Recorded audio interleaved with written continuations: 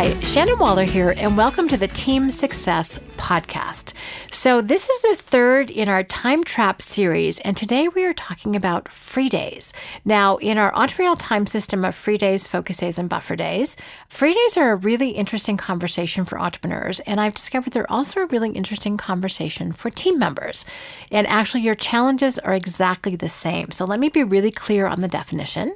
A free day is 24 hours, midnight to midnight, during which you do absolutely no work-related activities.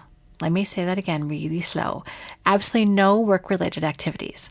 Now, it's kind of odd to define something by what it's not, but given that so many of us are highly engaged with our work and we love it and it's fun and it's interesting and sometimes it's easier than being at home, then this is important. And the purpose of free days is rejuvenation, which means to make oneself young again.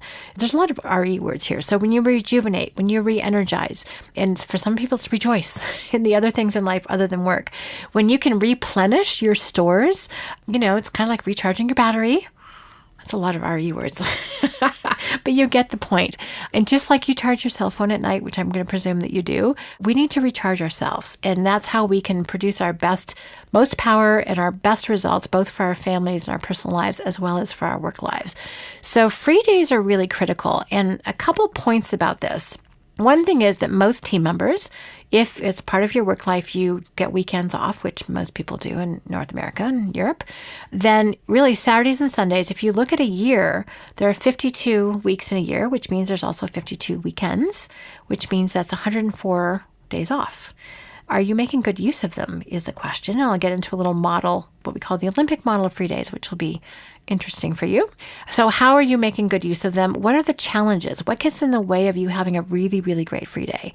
So you've automatically got 104. And truthfully, most team members have more free days than the people that they work for. Again, that's kind of an interesting statement, but entrepreneurs have a hard time turning off. But I've also learned so do team members.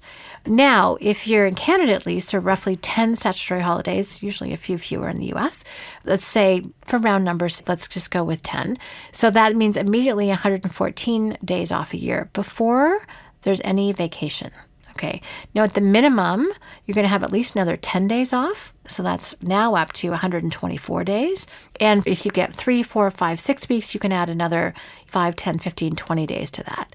So it's really interesting because, again, most team members take and have, theoretically at least, more free days than the people they work for. But the question is, how well are you using them? Are you maximizing their value to your life? Are you actually having fun on your free days?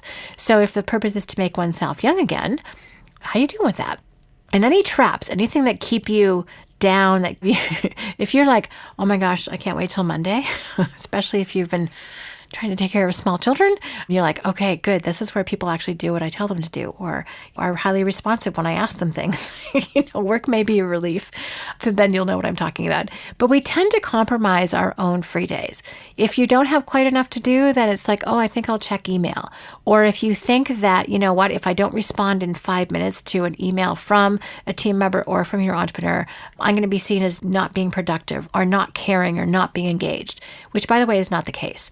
This is a bit of a company culture conversation. So if you have a company that says it works 24/7, free days may not go over too well. However, one of the premises that we have at Coach, and certainly if you're entrepreneurs in Strategic Coach, free days are critical. We actually start the entrepreneurial time system with free days, with them taking a whole bunch of days off the calendar at the beginning of the year for the rest of the year so that they know they only have so much time to get the work done in. So if they take off, say, 100 or 120 or 150 free days, that means they only have 215 left to get all their work done. That makes people a lot more focused, and that is also the same for you. So first of all, I'm going to suggest that you take a look at your calendar. When you have a day off, that you actually color it. So I want a little bit of a prompt in your mind, and this can be electronic calendar or a real one. A paper, 3-dimensional one, and actually color code it and try to train your brain that, okay, my goal is to get all my work done, or at least organized and sorted and delegated. You'll get much smarter, by the way, about doing your work when you have this constraint, so that I can be totally free and rejuvenated on my free days. Now, the other challenge is that if you are someone who loves their work and who has really strengthened that muscle of being successful at work, but you have very underdeveloped muscles when it comes to knowing what to do on a free day, it's really challenging to go from being a workaholic to a couch potato. That's not going to happen. You're like twiddling your thumbs going, what can I do? I think I'll go to the office, because that's where you actually know how to be successful and productive. This, by the way, happened to me. So one of the stories I like to tell about myself is that when I first met my husband, which by the way was about 28 years ago, we're just celebrating our 22nd wedding anniversary this week, which is very cool. One of the things that happened was that he asked me a really interesting question. And I, by the way, had the highest billable hours in my previous company. But he asked me a really interesting question. And so I was that workaholic. He said, do you have a life? And he didn't say it in a mean or a harsh way, but frankly, just in a genuine questioning way. And it's one of those questions that if it takes you longer than 3 seconds to answer, the answer is no. It took me longer than 3 seconds. I was like, oh, I don't want to be boring, because that's what happens. If you're only interested and engaged with one thing, that's the only thing you can actually talk about intelligently. So you haven't developed all your other interests. And last time I checked, the world was a pretty fascinating place. So I started developing some more interest. I took up tennis. I'm an avid reader, so I got more into that. And I would say now I have lots of different things I can talk about, but back then I was a bit of a work in progress. So that was a big lesson for me. And obviously he was one of the people I started spending more time with. He gave me a good incentive to not work so much. So that's one thing. If you're just in the habit of working so much, you really have to be conscious and creative and intentional about how you design your free days. So one of the other things about free days, and as you're looking at the quality of your free days, I love what one of our coaches, Adrienne Duffy, came up with. She came up with the workshops that she was coaching in Edmonton, Calgary, Edmonton, and they decided, well, free days need a little bit more definition. So they came up with the Olympic model of free days, which really boiled down to gold, silver, bronze. And they decided, well, actually, they needed another metal group, and then they came up with tinfoil. So if you can imagine the different types of activities that you would do on a free day, a gold activity might be time by yourself, time with your loved ones, going to a movie. Maybe it's going for a hike in the woods. Maybe it's going exercising or doing a sport, traveling. That's definitely my gold free day activity. And then you've got silver, then you've got bronze. Now, it's fun to define your tinfoil activities. These are things that technically are not work, but they feel like it. So I call these chores. And by the way, what's on one person's chore list is not on someone else's. For me, gardening is a chore. For other people, they cannot wait to get their hands dirty, and move plants and give them some love and talk to them and water them and design their garden. None of that is of interest to me. My husband talks very enthusiastically about the garden and the plant. I'm like, just make sure you add some color and I'm good. That's about the extent of it. Some people love cutting the lawn, others cannot stand it. And by the way, people who love cutting the lawn, look at those people's lawns who don't love it and wish that they could come and help you. So there are people out there who love to do the things you don't. If you don't love grocery shopping, there's a service for that. I finally realized that housework made me really, really grumpy. So home delegation, I'm a massive fan of. My husband wasn't too sure about the idea of hiring a house cleaner, especially since I wanted one to come every week. He said, well, I can do it.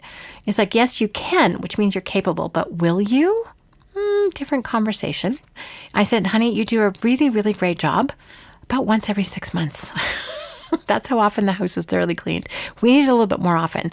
So one of the things you do with someone with, who strives like Bruce does, and he's a quick start like me in the Colby Index, I said, what, let's just try it for a month. Let's just experiment. And after a month, he's like, oh my gosh, she can never leave. So I freed myself up. Now, some people would have some guilt about that, but I don't, because guess what? I'm a better human. I'm a better mother. I'm a much better spouse when I do not have to stress about doing laundry. I don't do laundry. I love it. Meal preparation, Bruce has actually taken over more of that. I just get to be my best self. I'm like the adventure mom. I like taking my kids on adventures. I like going places. I love animals. I'll take you to the zoo any day. Those are the things that I am really great at, and that's where I show up best. Some of those other routine activities that I don't have any mental energy for at work or at home, it's so lovely and freeing to be freed up from those things. So again, this might be a little outside your comfort zone, but you might want to make a commitment and be willing to go through that courage phase so you get some capability and confidence. Because when you can design your free days to be truly rejuvenating, so you are rested and restored and back to your best self, you are fully charged, You can be the best person for the most important people in your life at home. You can be your best professional self at work. And then you're going to feel like a complete and total rock star. But it really does mean owning those free days and saying, okay, what are my gold, silver, bronze activities? What are tinfoil and how can I delegate those? And really making sure that you protect that time and know that once you do this, this is actually a strategy. This is not a nice to do. This is a need to do to maximize your productivity and also to maximize, just how successful you are in every single area of your life. And that's how I look at free days. And that's how I coach our entrepreneurial clients in this, is that free days are not just a nice to do. It's not something you earn after long periods of hard work. It's actually something you put in at the beginning so you can be your most productive, contributing, positively impactful person that you want to be in the world. So again, a whole different probably take on free days. It's not just vacation. It's not just nice. It actually will help you be the person that you really, really want to be. So free days are incredibly strategic and incredibly useful. And I hope you've got some new insights about how to increase not only the quantity, but the quality of the free days that you already have. So please let me know your thoughts on this. I'd love to hear them. I know taking free days isn't always easy, so let me know at questions@strategiccoach.com. And as always, thanks so much for listening, and here's to your team success. Hi, Shannon here, and thank you very much for listening. If you like what you heard today, please take a moment to rate the Team Success podcast on iTunes. And we'd love it if you'd share the podcast with anyone else who could benefit. If you're interested in learning more about the Strategic Coach program for entrepreneurs, visit us at strategiccoach.com or the Strategic Coach channel on YouTube.